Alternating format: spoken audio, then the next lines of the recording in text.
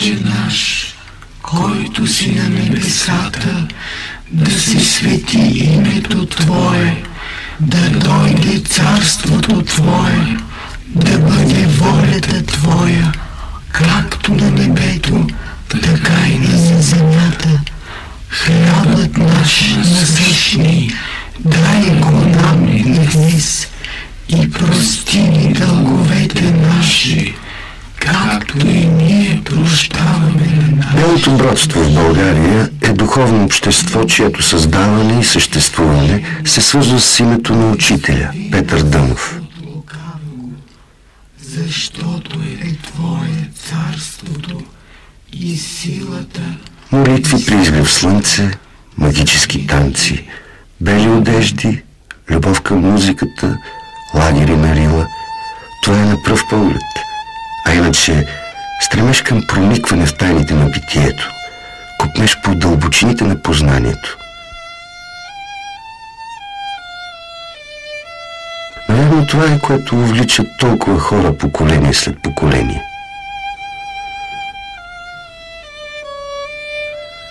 През целия ми съзнателен живот от 14 години винаги съм чувствала една нужда. Нещо не е задоволявало. Търсил съм начин да намеря отговор на въпросите, които ме интересуват по най-различни начини. Четях научна фантастика, занимавах се с спорт, с туризъм. По едно време даже в една религиозна секта участвах. С нея отидох в Англия. Но винаги усещах, че нещо не ми достига. Видях западния начин на живот и той не ме удовлетвори. С туристическа група се занимавах с алпинизъм. През 90-та година отидохме в Кавказ, се качих на връх Елбрус. Потърсих и там нещо, но и там не успях да намеря. Така минах от един до другия край на Европа и като се върнах в България, това беше септември 90-та година, отворих един вестник, Диалог тогава излизаше, и случайно прочетох една статия, която се наричаше Рила, врата на космичните сили. И след като я прочетох тази статия, усетих, че става някаква промяна с мене. Всъщност доведеме търсенето на истината. Търсих идеи, които да осмислят нещата в живота. Проблем беше за мен тълкованието както на съвременната култура, така и на съвременните философии. Дотолкова, доколкото имаше нещо вътрешно, което беше необяснимо чрез тия методи, които сме свикнали да възприемаме като начин за обяснение на всичко това. Една жажда за същността на нещата и нищо повече. Не бих казал дори, че и човек ме е довел. Това е един вътрешен процес. Ален е от Франция. Пристигна в България миналото лято. Пеша, заедно с Мари, са изминали целият път от единия до другия край на Европа. Звучи и недоумяващо, и респектиращо. А историята е проста и може би ясна. Той е автомобилен изпитател и състезател. Тежка катастрофа го приковава задълго. За 7 месеца Ален изпада в кома. Тогава, по време на комата, се случва странното. Явява му се учителя Дънов. Оттам решението да дойде в България, за да се роди тук неговото дете. Това е. Сега Ален живее в България и изглежда щастлив.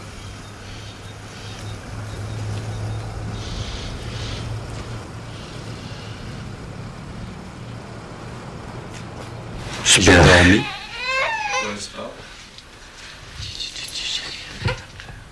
И гледах нещо като филм, а сега го живея. Това, което видях, не е толкова важно. Важното е, че човек не познава още себе си и не е дал приоритет на съществените неща в живота.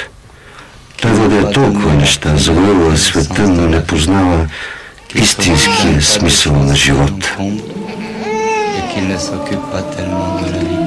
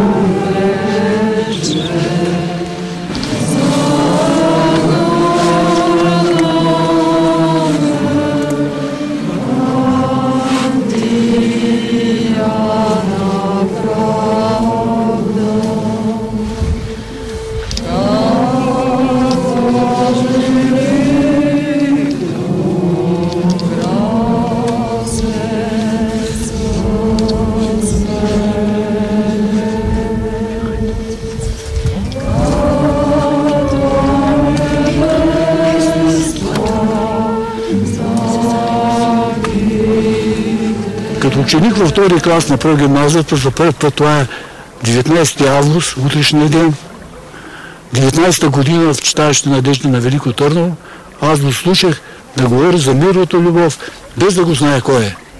Но като си свърши той беседата, аз казах на себе си: този човек не е от обикновените хора, трябва да е някой пророк.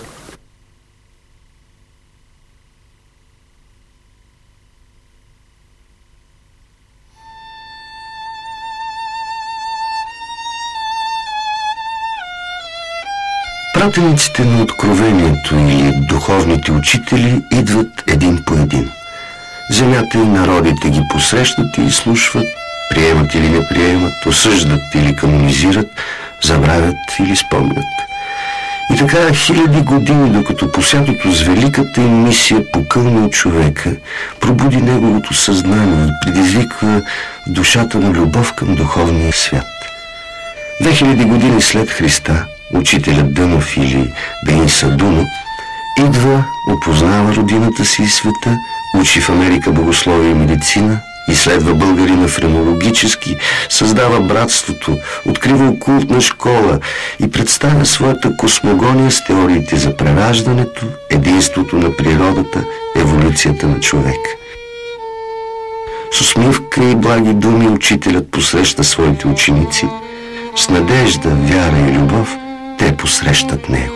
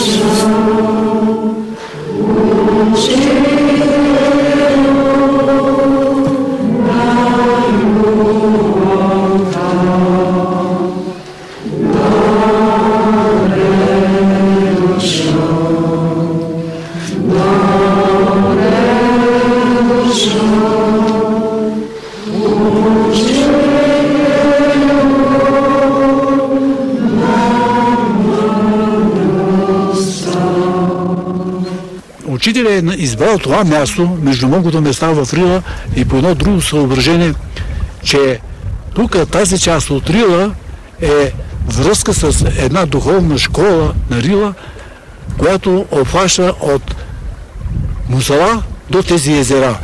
Това е една духовна школа, най-старата, която съществува на нашата планета, защото Рило-Родопският масив никога не е било дъно на море. Такива школи има в много планини на света, в Алпите, Хималаите, обаче според учителя тази е най-старата школа. И затова той избира такова място, където да е връзка с духовния свят. В духовната школа са същества в неземни фигури. Те са духовни фигури, обаче работят за развитието и усъвършенството на хората. Например, тези същества, които са сега там, те помагат на българския народ. И то непрекъснато. Те са свързани с нашия ежедневен живот, без ние да знаем това. Доброто е концентрирано в това място. Повечето хора и повечето мислите на хората заети повече с доброто. Зависи от влиянието на околните. Каква атмосфера създават те. И може би за това винаги там има по-приповдигнато настроение.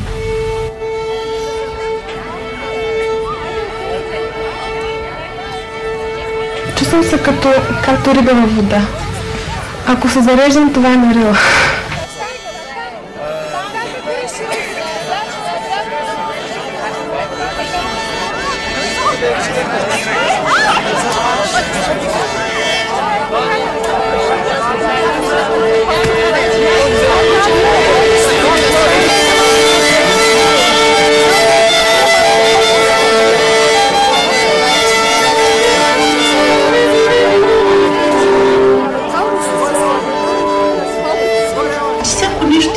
дълбок смисъл. Дали ние го разбираме или не, това е отделен смисъл. Учителя каза, великите окултни знания на децата и на народите се дават под форма на танци, игри и песни.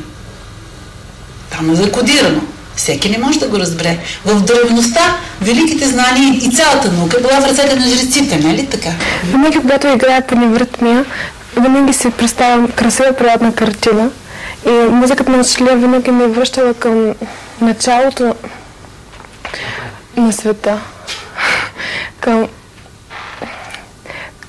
към самото божествено начало.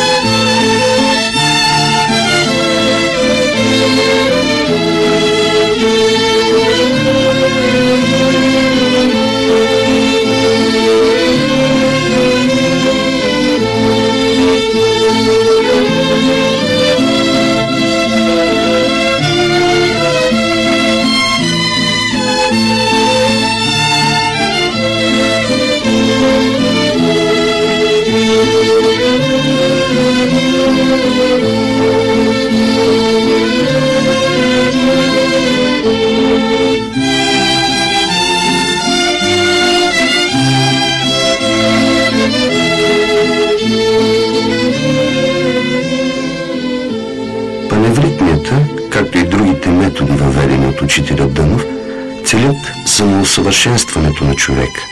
Паневритмията или съвършения космичен ритъм е една система от упражнения върху музикални композиции, въведени от него за работа и медитация. Всяко движение, всяка линия на движение, пояснява учителя, е свързана с известни енергийни сили. Силовите полета, енергийните потоци съществуват вътре в човека и вън от човека. Координацията, единението на тези енергийни вълни присъединява човека към космичните импулси, към космическия ритъм, усъвършенства го, повдига го духовно, освобождава го, извисява го.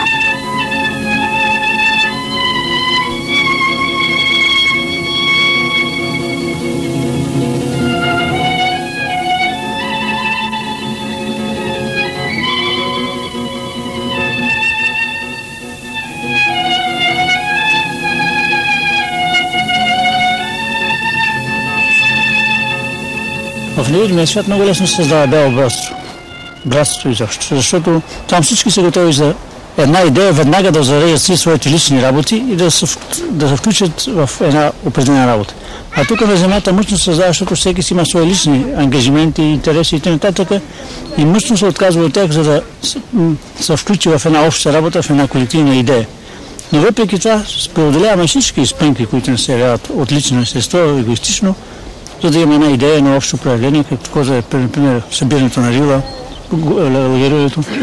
Това са традиции на Всемирното бяло братство. Първата традиция, която учителя ни завеща, това е да се храним общо. Защото той казва, когато хората се хранят общо, става обмена между душите им и те започват да стават близки, познати. Друга традиция са съборите. Да се събираме общо на големи събори, в които да се изпълняват известни наряди и при които да се получава една голяма хармония и разбирателство между приятелите. Тези събори са знаменателни с това, че създават едни трайни вътрешни преживявания, едни трайни спомени, които оставят за през цялата година в съзнанието на всички, които са участвали в тези събори.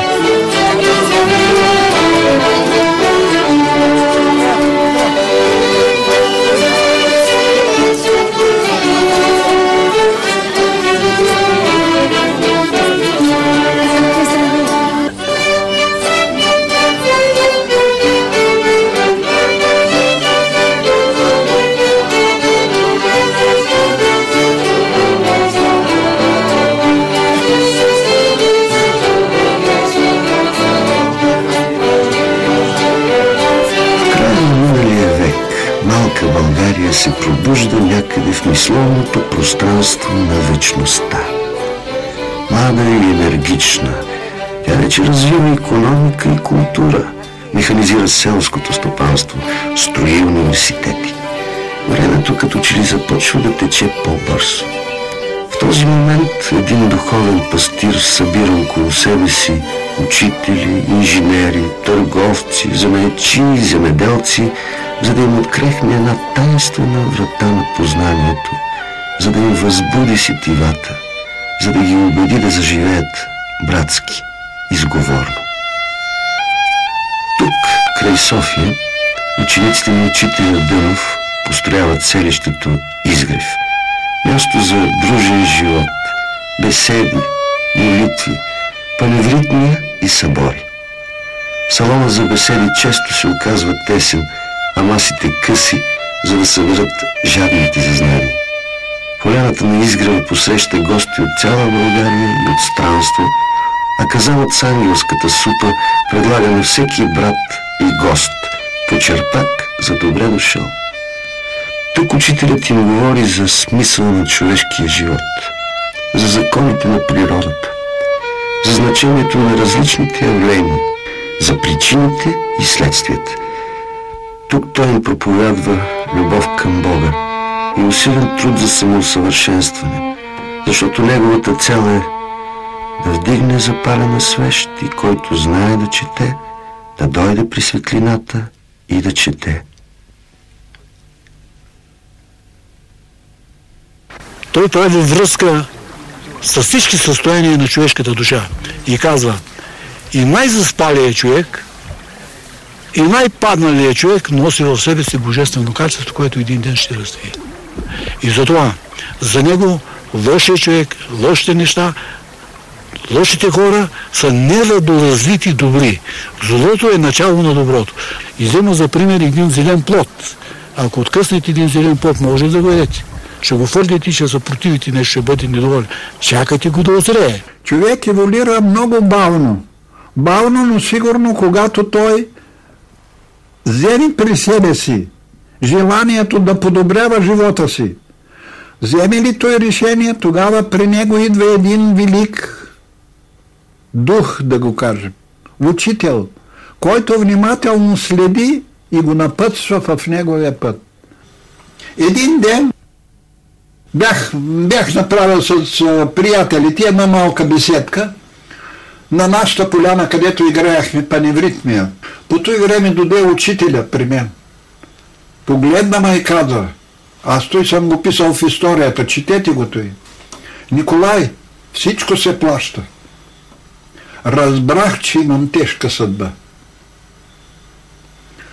На ръката ми, ако погледнеш, ще видиш, че линията на съдбата пресича линията на живота, която показва, че човека ще да гине от насилствена смърт.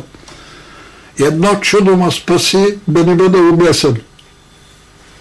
Линията на Марс, пак на ръката ми, пресича линията на съдбата, която показва, че този човек ще бъде изгорен.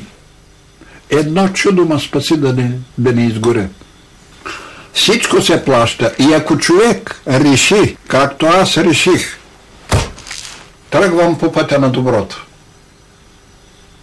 Пак повтарям, не искам да се похвалвам, но да ви кажа, понеже случаят е много ярък.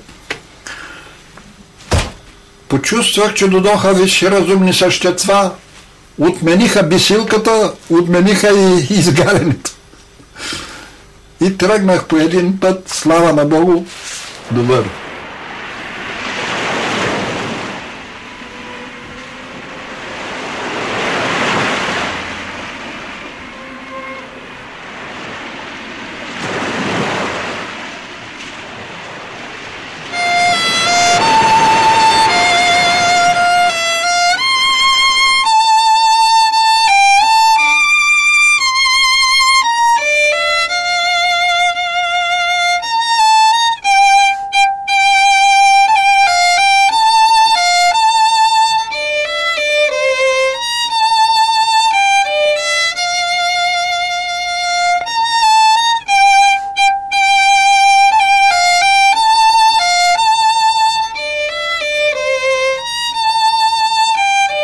Стъпвайки на първите стъпала на учението на учителя, аз чувствам една сигурност, която никога до сега не съм чувствала. Една вътрешна сила, която ме прави сигурен във всяка житейска ситуация.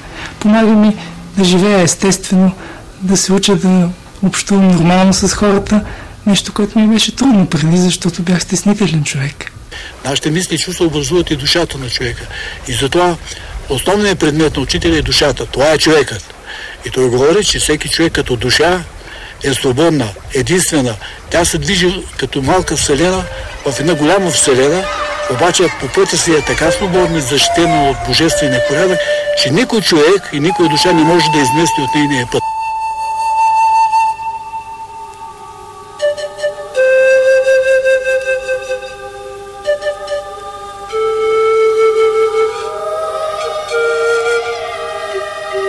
И учителя казва, че задачата не само на неговата наука и на цялата епоха, съвременна епоха, има задача да определи, да обясни човекът, да го разкрие такъв, какъвто Бог го е създал. Това, че духовната вълна се засилва като влияние сред хората, недвусмислено говори за повишаване интензивността на живота. Всичко това недвусмислено според мен би трябвало да ни доведе на мисълта, че това е едно общо влияние за цялата планета. Както е общо влияние, може би, за цялата космична слънчева система. На мен бялото братство ме дава любовта. Любовта към всичко, не само към хората, а любовта към всичко живо.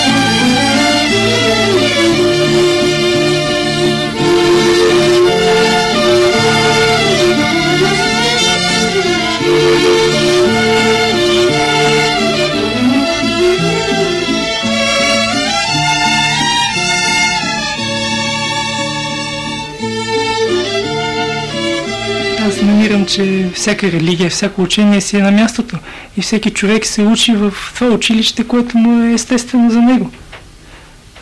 Не мисля, че има някакво противоречие между различните религии, да кажем, евангелистката, християнската вяра, будизма, йогизма, науката. Смятам, че това е едно единство. Всички учения водят към една цел, но пътища са различни. Към Бога и към доброто, към любовта. Но учителя най-много застъпва тази идея за любовта, мъдростта и истината. Няма значение каква църква, каква религия.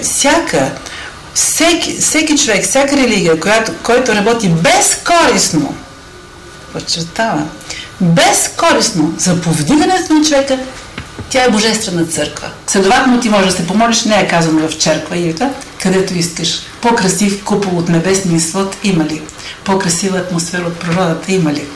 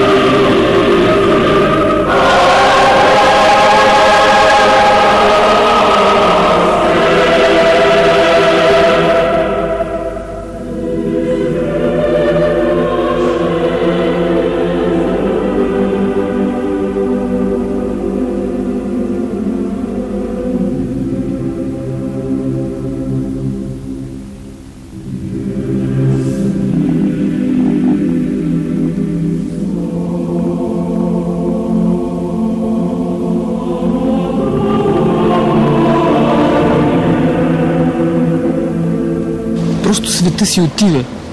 Но идва нещо ново, казват света си отивал. Някои дори се страхуват, отивайки си света, всичко ли ще изчезне. Но просто светските ни представи си отиват за нещата. И идва нещо ново наистина, което е една съвсем нова, чиста идея. Нямаща нищо общо с досегашните ни представи за нещата, която е една истина, която дава живот.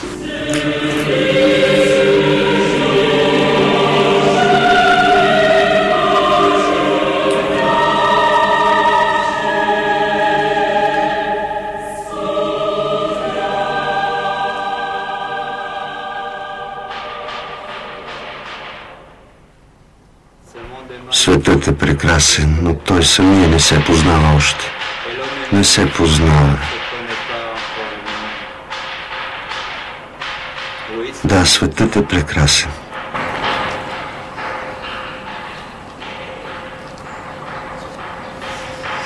Този свят ни даде любовта, любовта даде живота, а живота е хубав.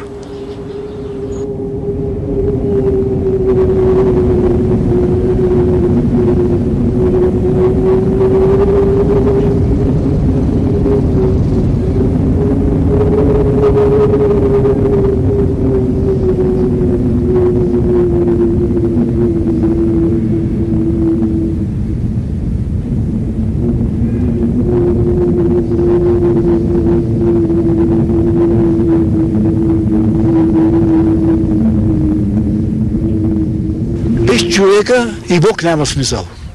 Само по това изказване може да се определите какво е отношението между понятието Бог и човек. Обаче ще знаете, че величието на човека не може да го получите от никакъв университет, от никаква религия, от никакво общество, освен вие сами. Значи човек сам трябва да открие, че е нещо велик. Сега ние търсим да докажем своето величие по разни начини. Богатство, къща, пост, титла, образование, обаче всички виждаме, че това не ни задоволява. И зато и той дава един начин, по който всеки да открие, че е едно величие. Според мен, за да всичко да върви в живота на човека, той първо трябва да обича. Всичко, с което занимава. Не обича ли това, с което занимава, той не може да постигне нищо. Не смятам, че ние сме нещо извън обществото, нещо различно, някакви добри хора, а останалите един вид са лоши. Просто учението на учители ни помага да станем малко по-добри. Но това не значи, че в света няма хора, които по принцип са по-добри от нас. Човек по своята същност не е нито добър, нито лош. Той просто се движи в определена среда и силите, които действат в тази среда, го карат да се проявява като добър или лош.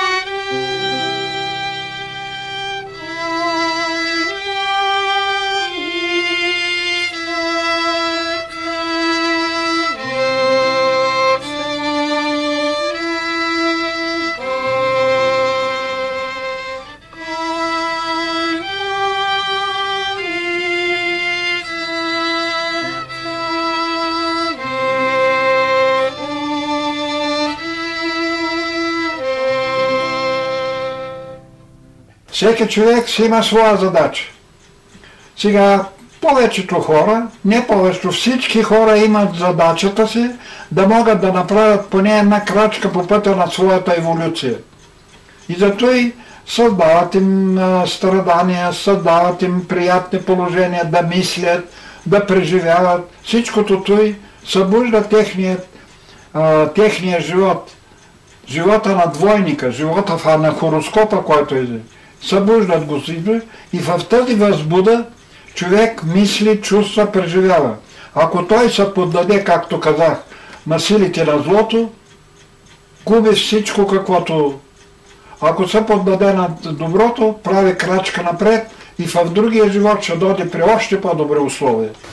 Един човек може да бъде и дявол и ангел. И аз сега се сещам за примера с Леонардо да Винчи. Пак се сещам днес за втори път за него. Тайната вечеря. Когато е почнал да я рисува, той е търсил модел за Христос. Обикалял и среща един рибар. И си казал, това е той. Искаше да дойдеш да ми позираш. Той се съгласил. Минали много години, аз с цифрите не съм силна, и той продължава почти през целия си живот да търси модел за Юда. Един ден го намира след много години в лицето на един разбойник. Невероятно. И му казва, искаш да дойдеш да ми позираш. Той казва, господине, не ме ли познахте? Аз казах, преди толкова години и позирах за Христос.